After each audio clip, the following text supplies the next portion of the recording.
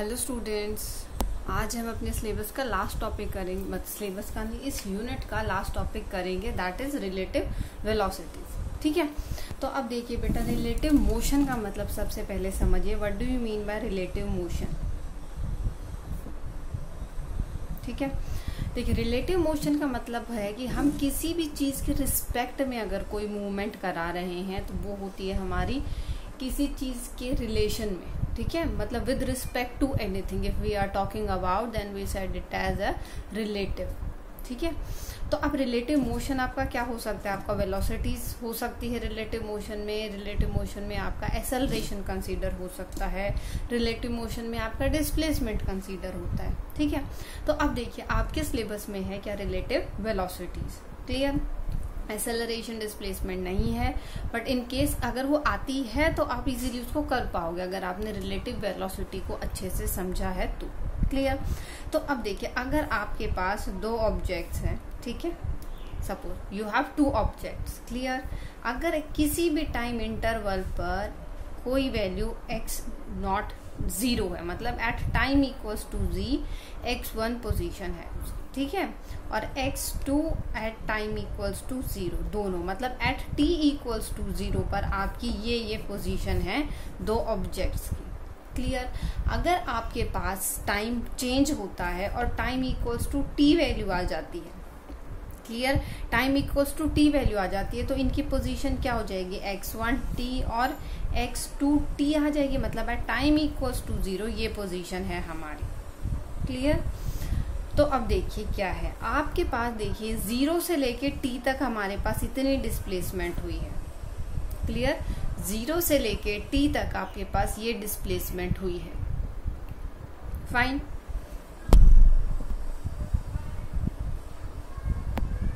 तो अब उसके बाद देखो क्या होगा, आप अगर रिलेटिव निकाल रहे हैं, क्लियर, अगर आप क्या निकाल रहे हैं, रिलेटिव।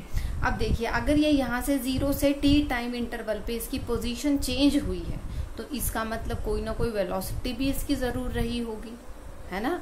अगर ये 0 से लेके t टाइम तक पोजीशन चेंज हुई है तो इसकी वेलोसिटी भी कुछ ना कुछ रही होगी। That means if this object is moving with velocity v1 and this object is moving with velocity v2।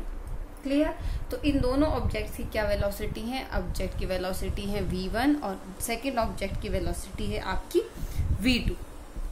Clear, तो अगर हम इक्वेशन निकालें तो हम इक्वेशन कैसे निकाल सकते हैं कि x1t मतलब टाइम t पास होने के बाद जो पोजीशन है कहाँ से कहाँ तक आई, x1 0 पर जो पोजीशन थी, है ना, x1 0 पर जो पोजीशन थी उसमें अगर आप उसकी डिस्टेंस ऐड कर दें, डिस्टेंस क्या होगा, वेलोसिटी इनटू टाइम, और वेलोसिटी कितनी थी आपकी v1 और कितना टाइम इंटरवल की कवर किया इसने, v1t।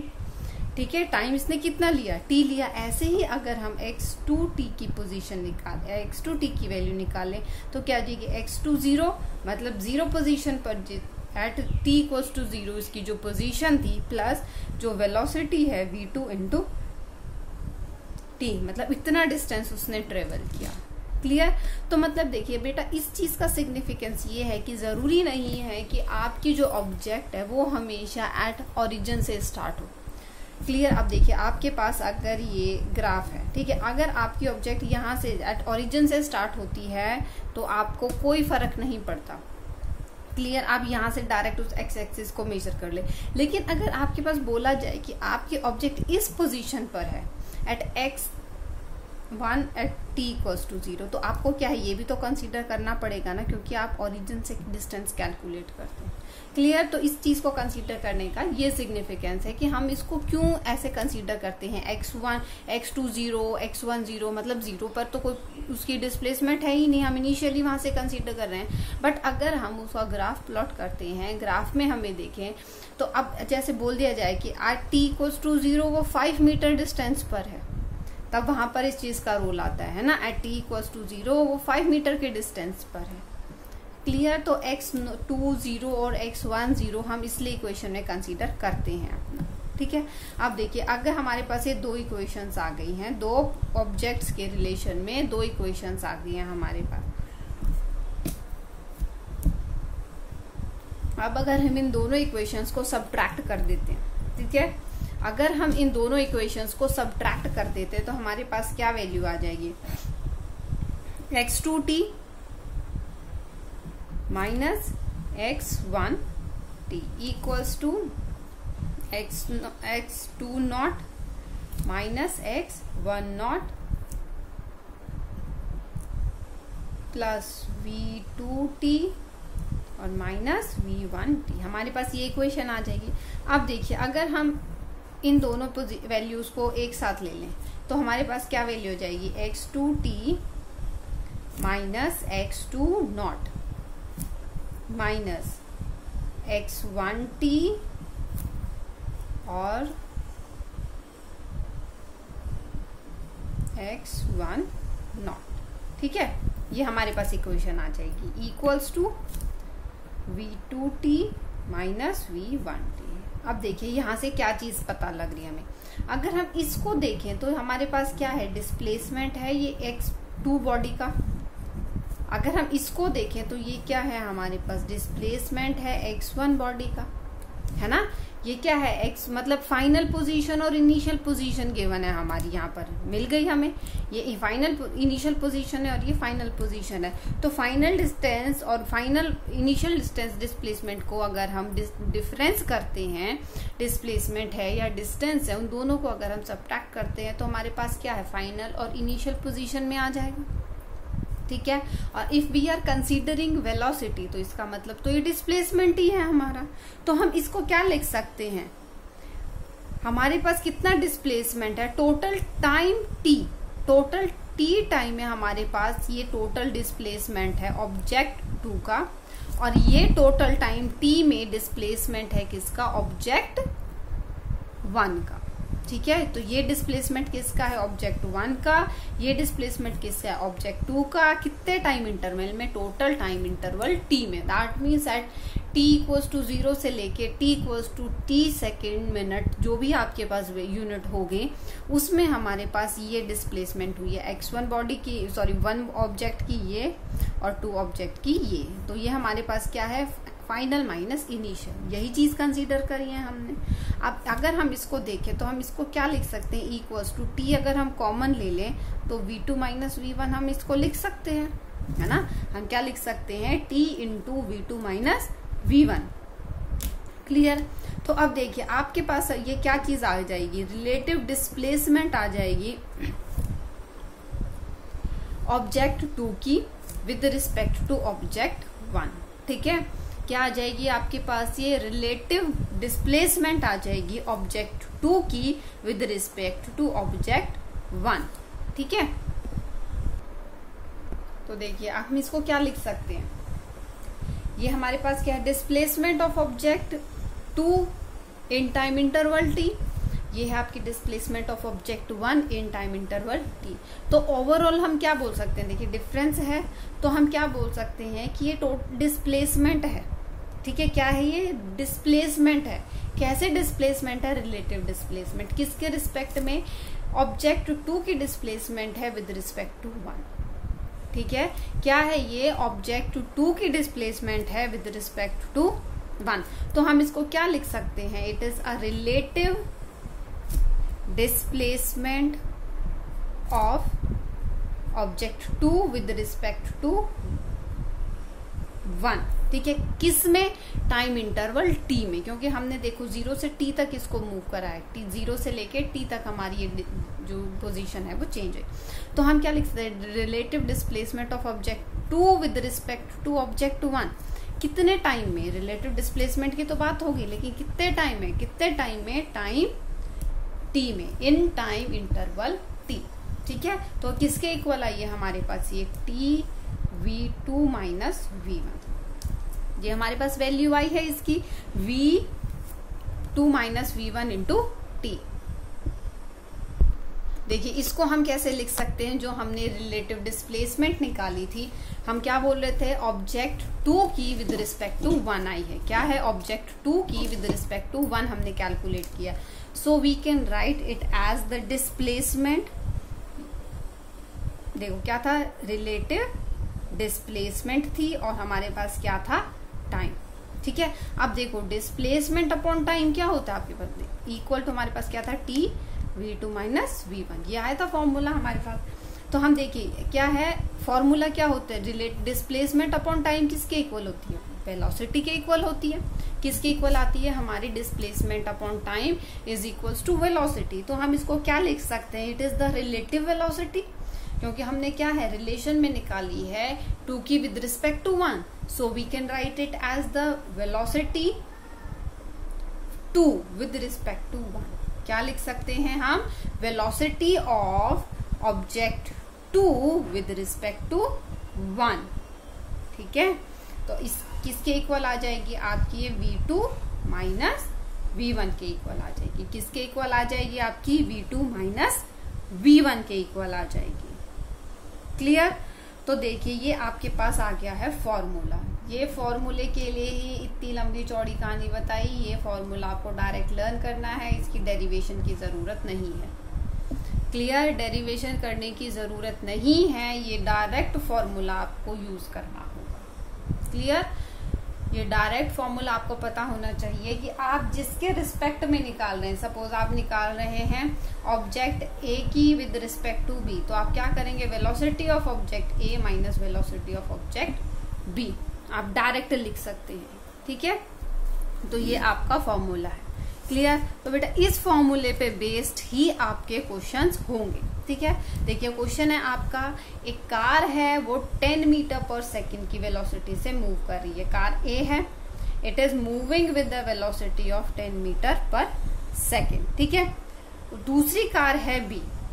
क्लियर, दूसरी कार है बी, सेम डायरेक्शन में मूव कर रही है at a displacement of 6 metre per second. ठीक है, सेम डायरेक्शन में, moving in the same direction. तो what you have to find, you have to calculate the velocity of A with respect to B and velocity of B with respect to A. That means अभी हमने देखो short form लिखना देखा था हमें, what we have to calculate velocity of A with respect to B and velocity of B with respect to A. हमें ये दो चीज कैलकुलेट करनी है। क्लियर, हमें क्या करना है, ये दो चीज ठीक है। आप देखो इसको कैलकुलेट करने के लिए हमारे पास क्या है, डायरेक्ट फॉर्मूला है।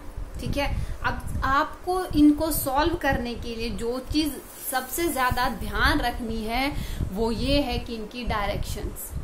ठीक है, क्या चीज ध्यान रखनी है, आपको ध्यान रखनी है इनकी डायरेक्शन, कि ऑब्जेक्ट जो गिवन है वो किस डायरेक्शन में आपके मूव कर रही है, आपको सिर्फ इतना ही ध्यान रखना है। क्लियर, आप देखिए आपको क्या कैलकुलेट करना है, velocity of A with respect to B.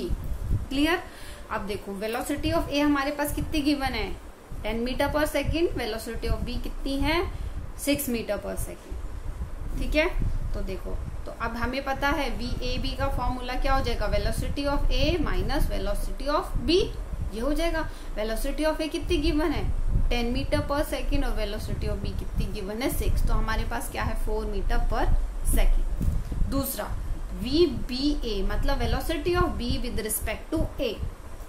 ठीक है, velocity of B with respect to A, तो V B minus V A, that means 6 minus 10 is minus 4 metre पर सेकेंड। ठीक है, अब देखिए यहाँ पर क्या है, क्या चीज पता लग रही है, ये चीज ध्यान रखना कि नेगेटिव साइन का मतलब क्या है, पॉजिटिव साइन का मतलब क्या है।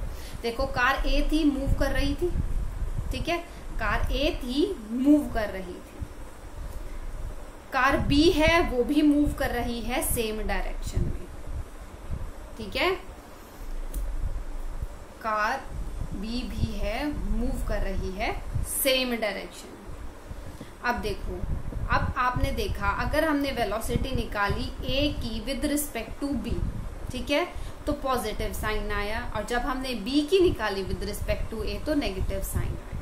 ठीक है, तो velocity of A with respect to B, हमारा पॉजिटिव साइन का मतलब क्या है कि आपकी जो कार बी है या जो आपकी ऑब्जेक्ट बी है, ठीक है, उसको क्या लगेगा, क्योंकि देखो आपने क्या निकाला है, A with respect to B, मतलब बी जब देख रहा है ऑब्जेक्ट को, ठीक है, विद रिस्पेक्ट टू बी हमने निकाला है, तो इसका मतलब क्या है, बी देख रहा है। ठीक है, देखें तो क्या है कि जो बी है वो देख रहा है, ठीक है, क्योंकि हम with respect to B calculate करें। तो जब बी ऑब्जेक्ट ए को देखेगी, ठीक है, जब बी ऑब्जेक्ट ए को देखेगी, बी ऑब्जेक्ट गिवन है कि ये ए के पीछे चल रही है, ठीक है, तो अगर बी ऑब्जेक्ट ए को देखेगी तो वो क्या ऑब्जर्व करेगी कि ए तो आगे मूव कर रहा है, ठीक है, ए क्या है, आगे मूव कर रहा है। क्योंकि आपको पता है, देखो अगर आप जनरल कॉमन सेंस भी अगर आप लगाते हो, नॉर्मल सी बात है, अगर ए जो है ज्यादा स्पीड से चल रहा है और बी की स्पीड कम है तो ए क्या है, डिस्टेंस इंक्रीज ही करेगा इन दोनों के बीच में, ठीक है, दोनों के बीच में क्या होगा, आपका जो डिस्टेंस है वो इंक्रीज ही करेगा।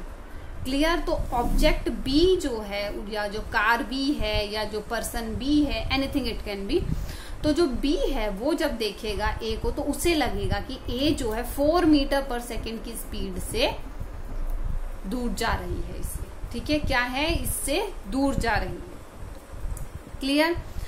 अब देखो, अब अगर ऑब्जेक्ट ए देखती है, यहां से देखिए हमें क्या निकालना है विद रिस्पेक्ट टू ए, तो अब यहां पर क्या है, ऑब्जेक्ट ए अगर देखेगी पीछे की साइड, ठीक है, ऑब्जेक्ट ए अगर देखेगी पीछे की साइड तो इसको लगेगा कि ये ऑब्जेक्ट इसको पीछे छोड़ती हुई जा रही है, मतलब ये ऑपोजिट डायरेक्शन में मूव कर रही है, इसको ऐसा लगेगा, ठीक है।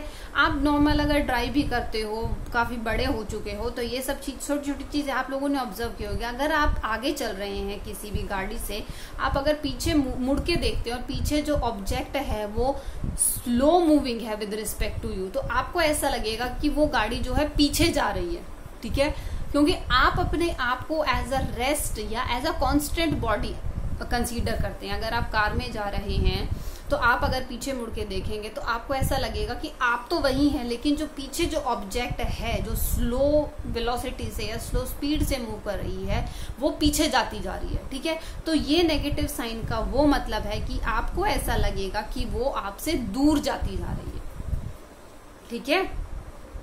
तो इस पॉजिटिव और नेगेटिव साइन का ये मतलब है। तो बेटा इसी तरीके से आपके पास क्वेश्चंस होंगे करने के लिए, और क्वेश्चंस का थोड़ा सा लेवल भी इंक्रीज हो सकता है। लेवल कैसे इंक्रीज हो सकता है, अभी यहाँ पे हमने सिर्फ 2 ही ऑब्जेक्ट्स लिए हैं, अगर हम 3 ऑब्जेक्ट ले लें, ठीक है, 3 ऑब्जेक्ट कैसे ले सकते हैं हम, कि आपके पास सपोज ये एक गाड़ी है, ठीक है, इसमें आप, ठीक है, सपोज ट्रेन है, ठीक है, ट्रेन मूव कर रही है किसी वेलोसिटी से सपोज 20 मीटर पर सेकेंड, और आप ट्रेन में चल रहे हैं with the speed of 2 metre पर सेकेंड, ठीक है। तो इस तरीके से क्वेश्चन आ सकते हैं। मतलब अब देखिए, जो ये आपको यहाँ पर स्पीड दे रखी होगी 2 मीटर पर सेकेंड जो है, ये with respect to train given होगी।